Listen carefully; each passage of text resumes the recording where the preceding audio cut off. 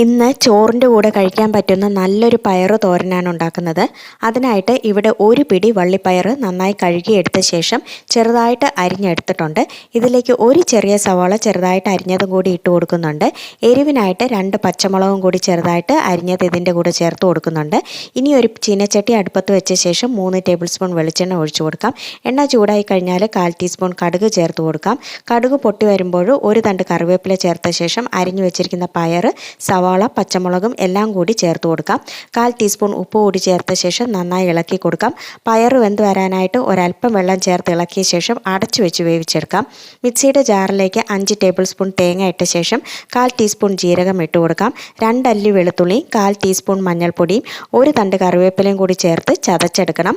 പയറിൽ നന്നായി ആവി വന്നു കഴിഞ്ഞാൽ തുറന്ന് ഇളക്കിയ ശേഷം വീണ്ടും ചെറുതീയിൽ അടച്ചു വെച്ച് വേവിച്ചെടുക്കാം. പയർ വെന്ത് കഴിഞ്ഞാൽ ഇതിലേക്ക് ചതച്ചു വെച്ചിരിക്കുന്ന അരപ്പ് ചേർത്ത് നന്നായി ഇളക്കി അടച്ചു വെച്ച് വേവിക്കാം. നന്നായി ആവി വന്ന് അരപ്പ് എല്ലാം പയറിനോട് കൂടെ യോജിച്ച് കഴിഞ്ഞാൽ പിന്നെ തുറന്നു വെച്ച് ഇളക്കി ഡ്രൈ ആക്കി എടുക്കാവുന്നതാണ്. വളരെ രുചികരമായ പയറ് തോരൻ ചൂട് ചോറിനോടൊപ്പമോ കഞ്ഞിയോടൊപ്പമോ കൂടെ വിളമ്പാവുന്നതാണ്. എല്ലാവരും ഈ രീതിയിൽ പയറ് തോരൻ ഉണ്ടാക്കിയ ശേഷം അഭിപ്രായം അറിയിക്കുക. വീഡിയോ ഇഷ്ടമായെങ്കിൽ ലൈക്കും ഷെയറും ചെയ്യുന്നതിനോടൊപ്പം ചാനൽ സബ്സ്ക്രൈബ് ചെയ്യാനും മറക്കരുത്. ബെൽ ബട്ടൺ കൂടി ഇനേബിൾ ചെയ്തോളൂ. മറ്റൊരു നല്ലൊരു വിഭവമായി മറ്റൊരു അവസരത്തിൽ വീണ്ടും കാണാം. താങ്ക്